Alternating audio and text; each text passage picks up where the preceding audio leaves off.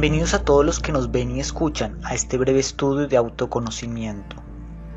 En esta oportunidad exploraremos un tema interesantísimo, titulado Las leyes de la naturaleza. Bueno, ¿y qué son las leyes de la naturaleza?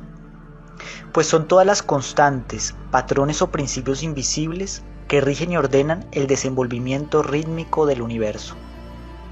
En todas las manifestaciones de la naturaleza podremos encontrar la presencia de ingeniería, orden y sincronía, que nos sugiere la existencia de leyes que sirven de base a todos los fenómenos.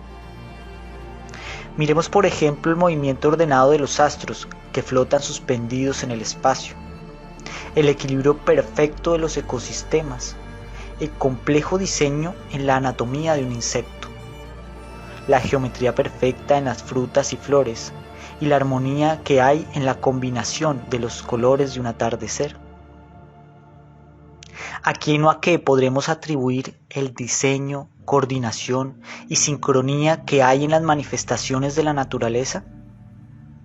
No es necesario ser un genio, sino un buen observador para darnos cuenta que detrás de todos los fenómenos naturales actúa una vasta red de principios produciendo orden desde un trasfondo invisible. Así pues, el universo se desenvuelve siguiendo unas constantes que llamamos leyes de la naturaleza o leyes universales.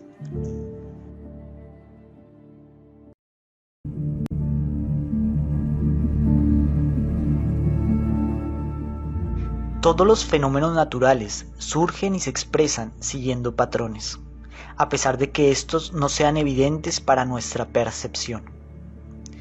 Puedes ver los objetos caer, mas no la fuerza de la gravedad que produce la caída.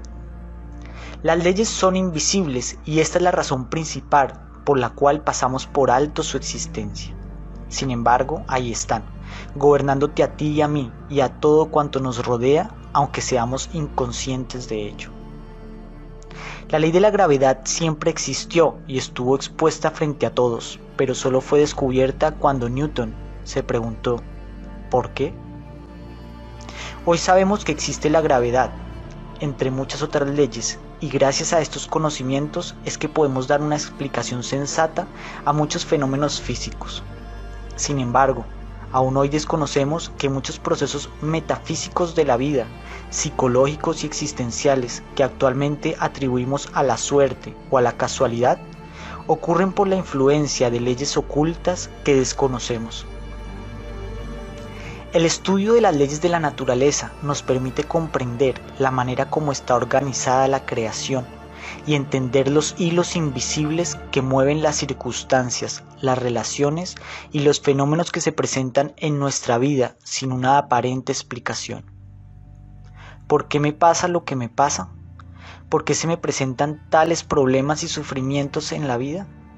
¿Por qué atraigo tan malas relaciones? ¿Por qué unos sufren y otros gozan de mejores posibilidades? La mayoría de estas preguntas se esclarecerían si descubrieras las leyes ocultas que operan detrás de los hechos evidentes. Te sorprenderá saber que a la luz de este conocimiento, hasta las cosas que a nuestro limitado juicio parecen ser terribles, imperfectas, malas, crueles, injustas y caóticas, tienen una razón de ser, pues ocurren obedeciendo leyes y por lo tanto cumplen una función para un propósito superior dentro del orden universal.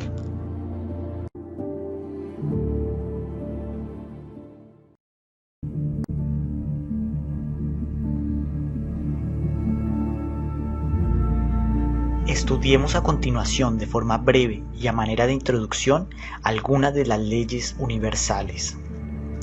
Empecemos con la ley de la dualidad, que nos dice que todos los fenómenos se manifiestan en la naturaleza a través de pares opuestos, como el día y la noche, el bien y el mal, lo blanco y lo negro, la alegría y la tristeza, lo masculino y lo femenino, etc.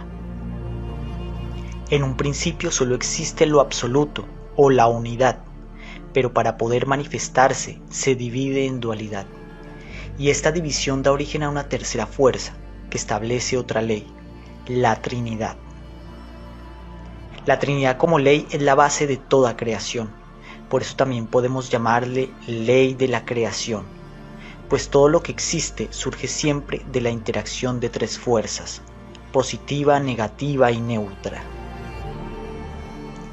Al dividirse lo absoluto en lo relativo, aparecen los valores, que son los niveles entre el bien y el mal, entre lo blanco y lo negro, entre el calor y el frío. Y entonces aparece el movimiento también, que se establece como otra característica fundamental de la creación. Esto nos lleva a estudiar otro principio o ley que llamamos ley de vibración, que nos dice que todo se mueve, nada está estático. La creación se encuentra en desenvolvimiento constante. El universo es movimiento. Hay movimiento en el día que se convierte en noche, en el hombre que busca conquistar a la mujer y en el ignorante que procura convertirse en sabio, en la alegría que se transforma en la tristeza y en la interacción eterna de los pares opuestos. Nada hay fijo en este drama que llamamos vida, excepto las leyes que ordenan el movimiento. Este movimiento oscilatorio entre opuestos nos lleva a observar otra ley, la ley del péndulo, que es la forma como la naturaleza produce la conciliación de los opuestos, haciendo oscilar los fenómenos de un polo al otro para producir equilibrio. Obedeciendo la ley del péndulo, la juventud oscila a la vejez, el verano al invierno, y el que hoy es un soberbio príncipe, en otra vida puede ser un pobre mendigo. El estudio de esta ley nos enseña que todo extremo es incompleto y que solo puede hallarse plenitud y armonía en el estado intermedio. No te inclines a un extremo, recuerda que ninguna condición extrema es completa ni permanente. No sea que en el momento menos pensado la ley te haga oscilar al lugar opuesto del que quieres estar. No te entregues a la euforia, pues sin darte cuenta estás invocando la depresión. No confíes en la riqueza, pues ten en cuenta que tiene una relación con su hermana la pobreza, porque los opuestos son como una moneda de dos caras. Estudiando la dualidad y la ley del péndulo, aprendemos que el placer es una unidad con el dolor, y que en la vida no se puede encontrar armonía en ninguna de las dos. La auténtica felicidad está por fuera de los extremos. Veamos ahora la ley de correspondencia, que nos dice que como es arriba es abajo, como es afuera es adentro. Esta ley nos recuerda que en el interior del ser humano existe una representación del cosmos que lo rodea, y por eso afirma la sentencia griega: hombre, conócete a ti mismo y conocerás al universo y a los dioses. También encontramos la ley del libre albedrío, que nos dice que todas las criaturas tienen libertad de acción, la cual solo podrán aprovechar de acuerdo a su grado de desarrollo evolutivo y a la capacidad que tengan de alinearse voluntariamente con el orden del universo. Esta ley nos enseña que la libertad mezclada con la ignorancia conduce al sufrimiento, y también nos dice que el sufrimiento no es un castigo, sino un estímulo para que las criaturas se acerquen a la sabiduría, pues solo con sabiduría se puede sacar buen provecho del don de la libertad. Pasemos ahora a una ley que está relacionada con la anterior, la ley de la misericordia o ley del perdón.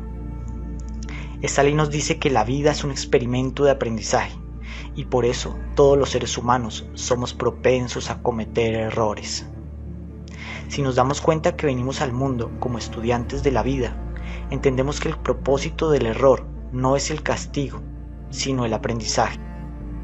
El hecho de tener una naturaleza imperfecta no quiere decir que debamos cargar con el yugo de nuestros errores, sufriendo el peso de la violenta ley del talión que dice: ojo por ojo, diente por diente, sino que podemos acogernos a una ley más benévola y compasiva, la ley de la misericordia. Esta ley es la llave que mantiene siempre abierta la puerta del perdón y nos brinda la oportunidad de rectificar el curso de nuestra existencia cuando nosotros mismos lo consideremos oportuno. Obviamente, este es un beneficio al que solo podremos acogernos si estamos dispuestos a arrepentirnos de nuestros errores y a compensarlos con actos sinceros y voluntarios de rectificación. Si comprendemos que todos somos imperfectos, aprenderemos a perdonar los errores de nuestros semejantes, del mismo modo como queremos ser perdonados por los nuestros. Veamos ahora la famosa ley de causa y efecto o ley del karma, la cual establece que no existe azar o casualidad, sino causalidad. Pues todo lo que se presenta en los escenarios de la naturaleza ocurre como efecto de una causa. Todo tiene una retribución y por eso en la vida cosecharemos de acuerdo a lo que hayamos sembrado. Esta ley nos otorga la clave para hacernos dueños de nuestro porvenir y arquitectos del destino. Siembra el bien y cosecharás el bien. Siembra el mal y cosecharás el mal. Por lo tanto, nos relacionaremos sabiamente con la ley del karma si aprendemos a dar a los demás el mismo trato que queremos recibir.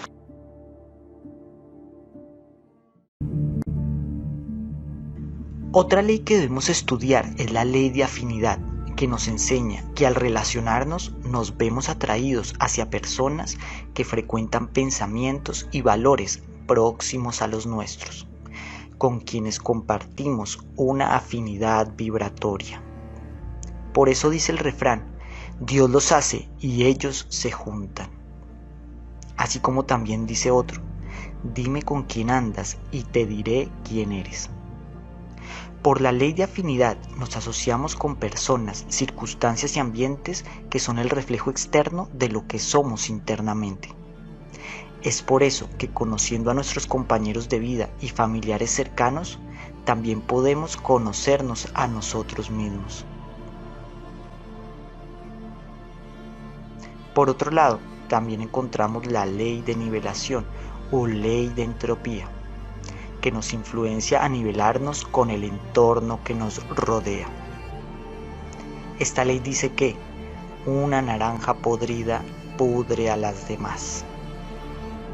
Así como una naranja puede afectar a otra, la influencia colectiva afecta al individuo hasta el punto de llevarlo a perder su individualidad. La influencia de esta ley nos impulsa a buscar seguridad en los rebaños humanos, que actúan colectivamente, sin sentido común ni discernimiento, y nos lleva a repetir lo mismo que hacen los demás, sin importar que sea absurdo, contradictorio e irracional. Es así como se forman las grandes congregaciones religiosas y políticas, que movidas por nobles principios, actúan enceguecidas, en contradicción a sus propios ideales, predicando el amor y practicando el odio, asesinando en nombre de Dios y usando la represión como método para alcanzar la libertad. Por la fuerza de entropía también aceptamos los vicios y malos hábitos de nuestra sociedad, hasta que terminamos nivelándonos y convirtiéndonos en la extensión del degeneramiento colectivo. Sabemos que vamos por el camino del degeneramiento cuando empiezan a parecernos normales y admirables los hábitos nocivos y tendencias aberrantes que se frecuentan en nuestra sociedad actual. En oposición a la ley de entropía encontramos otra ley, la ley de octavas, que rige los procesos de regeneración. Su estudio nos enseña que todos los procesos de ascenso y descenso, de crecimiento y decrecimiento, de regeneramiento y degeneramiento, no se dan de forma súbita, de un momento a otro, sino gradualmente, obedeciendo la ley de octavas. Todos nos encontramos en un nivel de ser, en un grado de sabiduría, de pureza, de libertad, de capacidad de amar, etc. Y ese nivel es el punto de partida para comenzar a subir pacientemente, peldaño a peldaño, al encuentro con los niveles que están por encima del nuestro. Esta ley nos explica que para lograr la iluminación espiritual, primero debemos regenerarnos.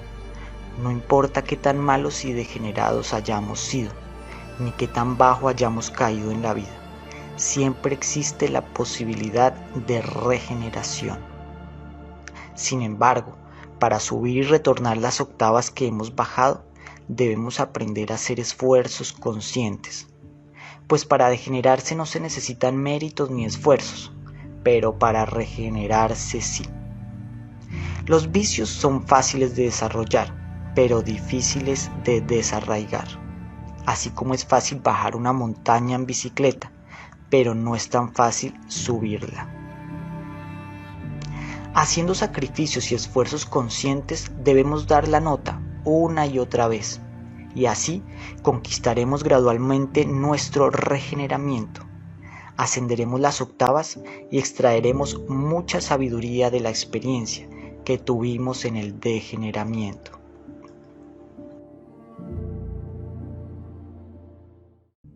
Estudiemos ahora la ley de la providencia, que nos dice que todos somos parte del todo y por lo tanto tenemos derecho a los elementos básicos para nuestra subsistencia. La escasez, la miseria y el hambre no son causadas por el orden natural, sino resultado de la ambición, de la injusticia y del egoísmo del ser humano. Es el hombre el que priva a su propio hermano de lo que la naturaleza abundantemente le ofrece, sin darse cuenta que esta actitud le atraerá por karma su futura miseria y necesidad. Apoyados en la ley de la providencia, podemos dedicarnos de lleno y sin temor a trabajar en nuestro proceso de regeneramiento y despertar, con el convencimiento de que la vida nos proveerá siempre de lo justo y necesario, pues trabajando sobre nosotros mismos nos convertimos en obreros del ser, y todo obrero es digno de su salario. Jesús simplificó esta ley y exhortaba a sus discípulos a no sufrir por las necesidades de la subsistencia, diciéndoles: buscad primero el reino de Dios y todo lo demás se os dará por añadidura. Otra ley muy conocida es la ley de reencarnación o de la transmigración de las almas, que nos dice que todos los seres de los diferentes reinos estamos sujetos a nacer, a crecer, a decaer y morir una y otra vez, reincorporándonos en nuevos cuerpos y condiciones existenciales. Estos renacimientos nos permiten participar del experimento de la creación y de la posibilidad de algún día alcanzar la realización de la conciencia. En la escuela de la vida es necesario pasar por infinidad de experiencias y por muchas condiciones diferentes para completar aquello que hemos venido a aprender. El objetivo de toda escuela es graduarse. Del mismo modo, la meta espiritual de la vida es alcanzar la total liberación, de tal modo que ya no sea necesario volver a nacer en este mundo. Y finalmente mencionemos la ley de evolución e involución, que nos enseña que el desenvolvimiento de la naturaleza se da siempre mediado por procesos de integración y desintegración, de crecimiento y decadencia, de evolución e involución. Esta ley nos dice que todo lo que surge está sujeto a desaparecer, desde el imperceptible átomo hasta la inconmensurable galaxia. Observando esta ley comprendemos que tenemos un tiempo limitado y que la vida es una oportunidad que no debemos desperdiciar. Debemos aprovechar mientras disponemos de salud, de energía y tiempo para trabajar sobre nosotros mismos, porque una vez se agote nuestro ciclo de vida ya nada podremos hacer. Nuestro cuerpo crece y se desarrolla siguiendo el orden de la mecánica natural, pero el desarrollo interno solo ocurre por medio de la acción consciente y voluntaria. Podríamos llegar a la ancianidad sin haber desarrollado nunca la sabiduría, ni comprendido el significado de nuestra existencia. Por eso decía el Buda: el necio crece como el buey, en carne, pero no en sabiduría. Como puedes ver, existen muchas leyes que influencian nuestra vida, produciendo las circunstancias y el orden en las relaciones. Si haces un esfuerzo por conocerlas y estudiarlas, tendrás un tesoro valiosísimo para dirigir el curso de tu existencia. Hasta acá este estudio del autoconocimiento. Los invitamos a seguir conectados para una próxima ocasión. Un saludo.